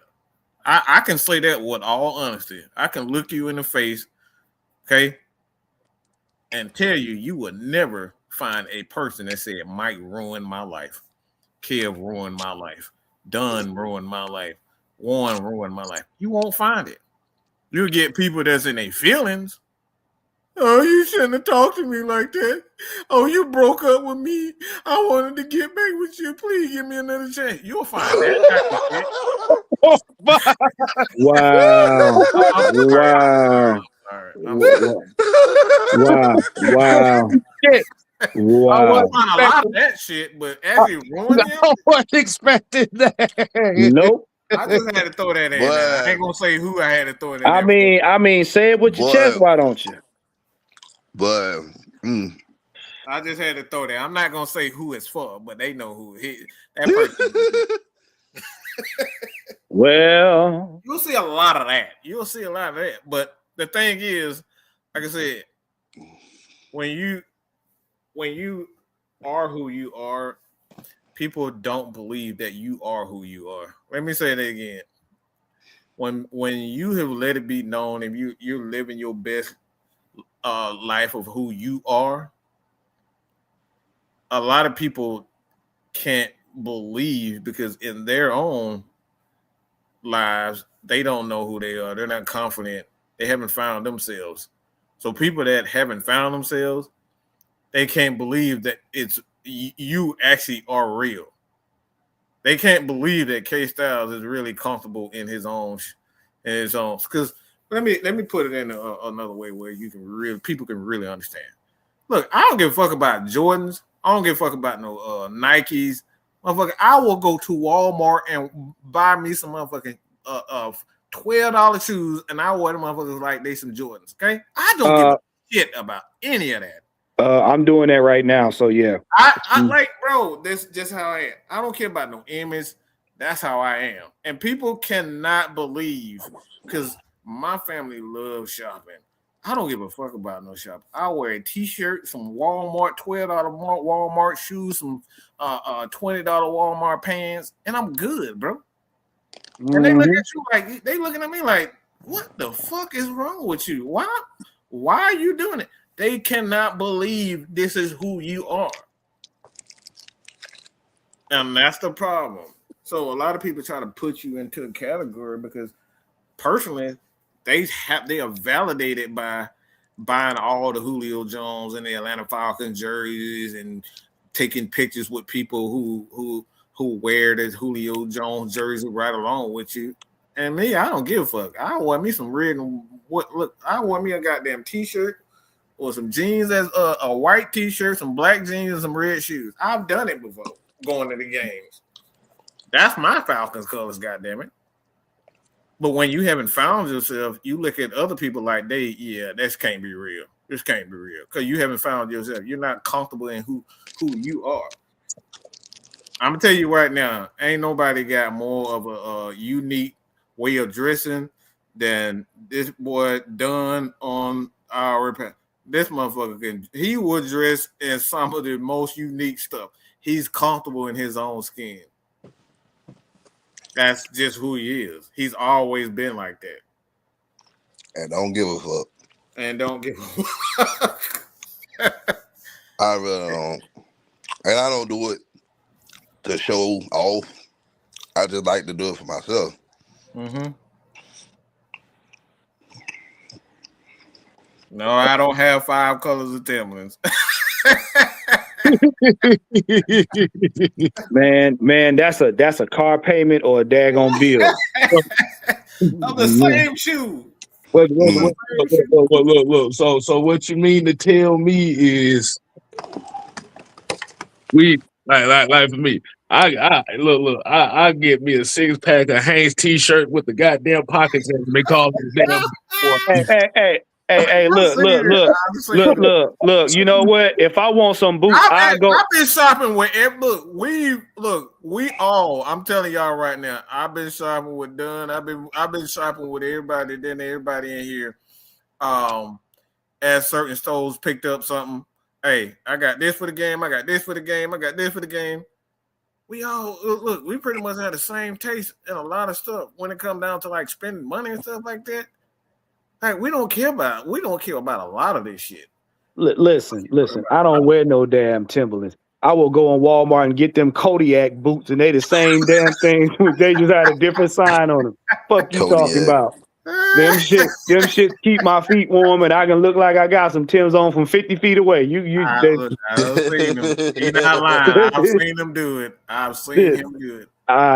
Look, they look at me. You wear these? Yeah, I wear the same damn shoes. Do I have nice clothes? Yes, I do. Am I wearing them every day? No, the fuck I'm not. Cause why? It's expensive. I wear hoodies, sweats, and shoes. For real, that's it. I'm not. Cause my thing is, you gonna buy it? If you don't like what I'm wearing, close your eyes and turn your head. So do you think that people's perception can be dictated by the fact of you not trying to conform to the majority? Yeah. The problem with these is we have a sheep mentality. Nobody got balls enough to do their own thing. They want to do what the next person is doing. Because like Mike said, you ain't found yourself. I know who I am. I like who I am. Guess what? The haircut that I'm getting now, I'll get that shit until either my hair disappears or I disappear. I'm comfortable with me. I'm not trying to impress none of y'all Negroes out here. I'm impressed at the fact that God allowed me to be almost 50 years old and still got my brains intact. I don't give a shit about nobody liking me. My kids like me. Terry said a mouthful here. He said the most dangerous person in the world is a motherfucker happy with his or her damn self. Thank you. Yep. I have my look. I got my signature. Like my dad passed away. We had a repass at the house. My uncle's like, man, what you doing with that beard on your face? It's my trademark. I'm not shaving shit. This is what people know me as. Without his beard, man. I have had death threats about me. You better not shave that shit off. And I went back and looked at pictures of myself. I can't believe that was you. Yes, that was me before the hair. Like I'm comfortable with being me. You know how you look. Let me tell you something. When you get comfortable with being yourself, it costs less money. It does. Exactly. It does. Yeah, I got 4 outfits in rotation. They stay clean. Guess what? I ain't spent not one dime to try to impress nobody. Mm-hmm. I'm good. But yeah, like you said, sometimes you can fall victim. You can fall victim to the damage based off the insecurities of a particular group. And unfortunately, like you said, this is kind of like today's society where you have to be you have to be part of the majority. Mm-hmm. And people are uncomfortable with those that's not willing to be part of the majority. Let me give y'all some free game. Okay? Cost you $3.99. You want to protect your reputation? Continue to be you. Because if you continue to be you, then nobody can tell somebody else who you are. Right. They've been trying, you know the reason why they can't stop us? I'm gonna give you a little cheat code. You know why they can't stop Unholy Alliance? Because they can't tell nobody on here who we are. We are who we are. We are who we are every day. So you got to make up shit to keep up with shit. They don't like me because I'm snarky. Guess what? I've been snarky my entire life. That's nothing new. Do y'all know? I'm sorry. Go ahead, one. They don't like Mike because Mike is loud and true to his loud self. Guess what? He's been that way his whole life. They don't like Kev because Kev's been sitting back with a notepad in his head writing down all the bullshit y'all been doing since day one. And he's been that way his whole life. Don has been dressing good and eating in y'all face from the beginning. And he's not gonna stop now. So there's nothing you can tell Don about Don. Don wakes up with himself and he goes to sleep with himself. Oh, no, not every night. Yeah. Well, I mean, I'm talking about in terms of being in your own body. Yeah, we got some days. Leave it alone. Yeah, we got some days you may have company. So, Oh man. Oh, Nope, I don't. but man, that's the thing. It's if you know what I'm saying, you let people talk. Because if they're talking to somebody else, they're having a conversation about them, not you.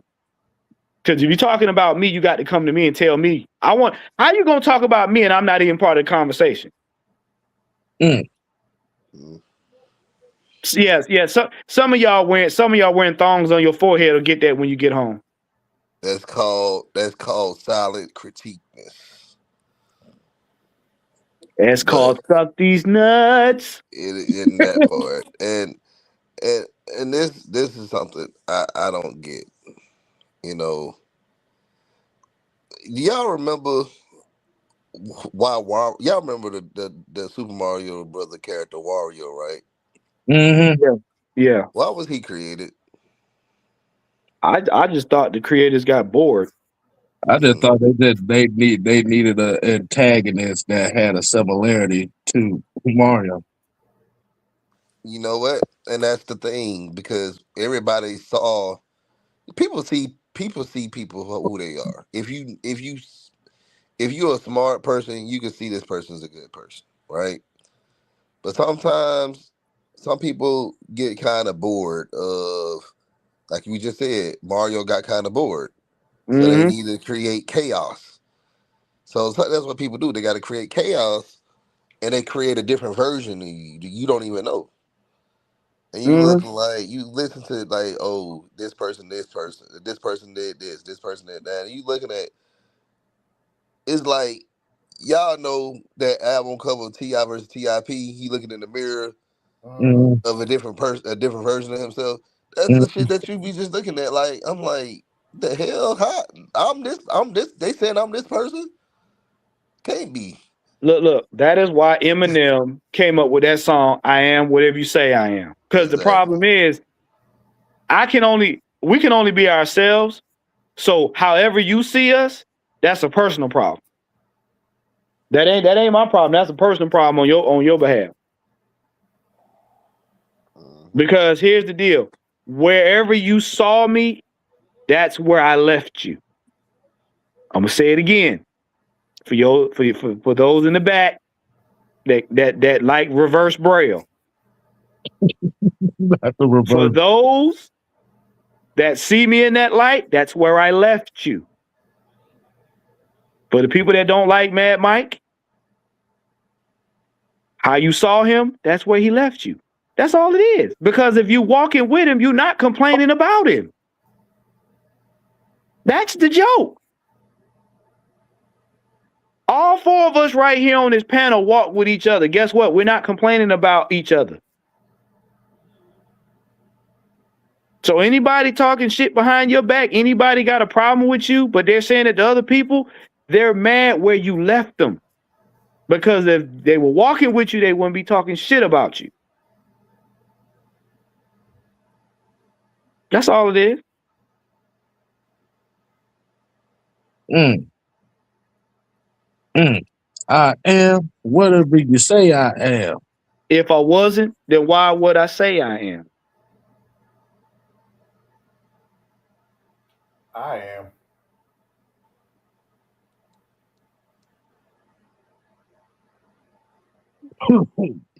But hey, that's very interesting, right? That's a very good way of putting it. Look at everybody that you no longer talk to. Friends, family members, exes or whatnot. What do? They talk shit about you because you no longer you left them where they are. Because you're no longer become useful to them.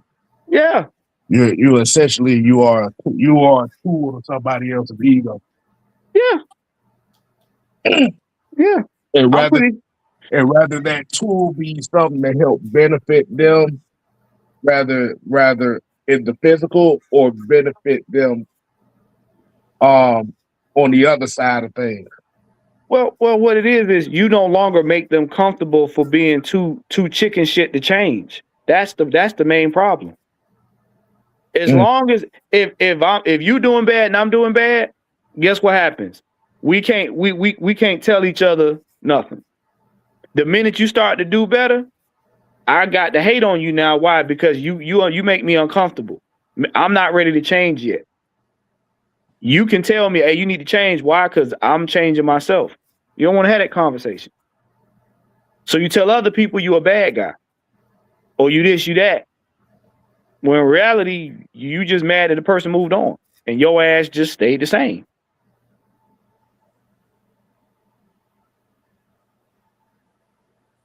Don't get mad, get moving. don't be bitter, get better. Right.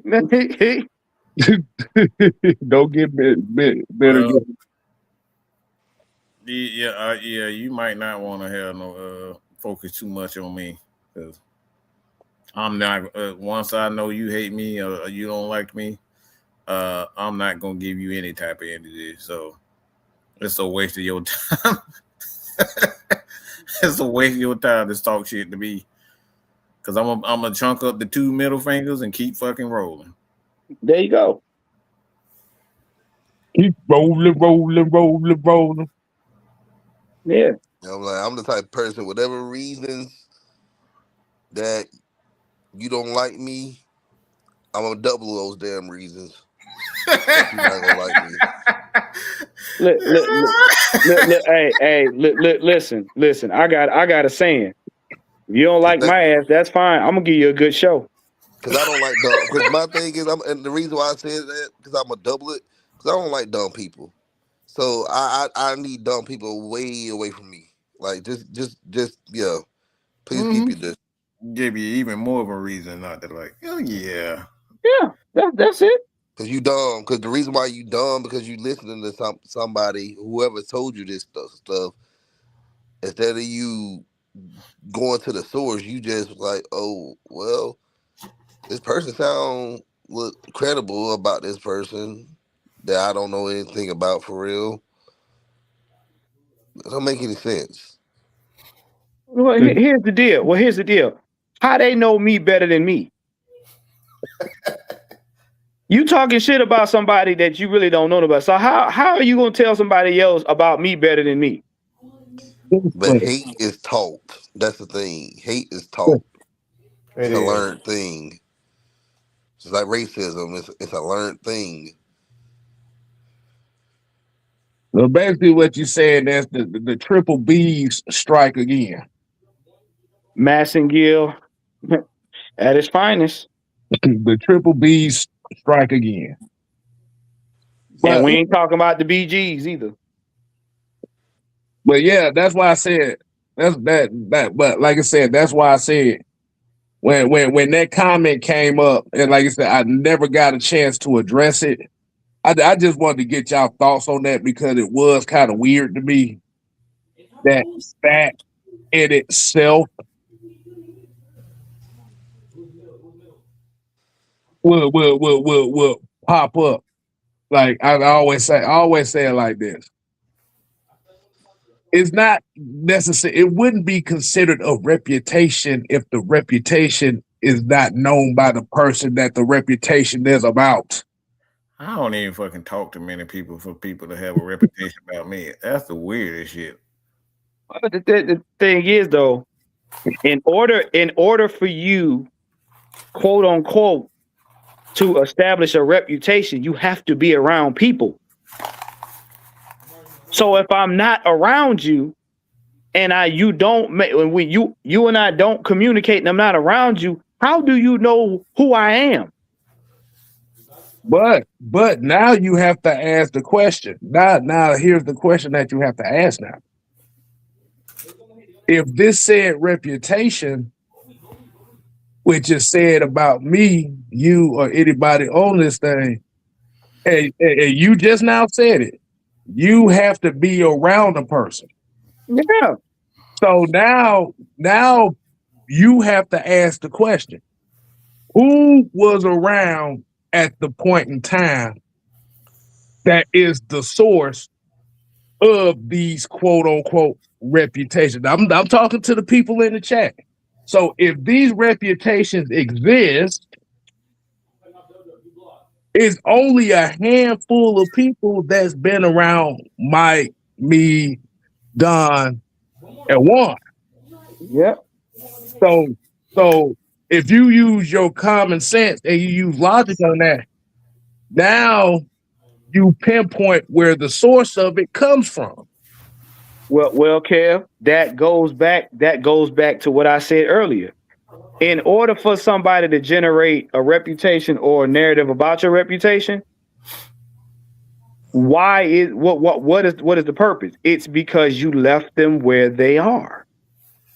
If I'm walking with you, 9 times out of 10, I don't have a problem with you because we're doing the same thing, going in the same direction. I ain't got time to be talking about you like that. Because if I'm talking about you and we're walking side by side, that's a conversation. Yeah. It's only talking shit when you then left somebody and they're talking behind your back. If we side by side, it's a conversation.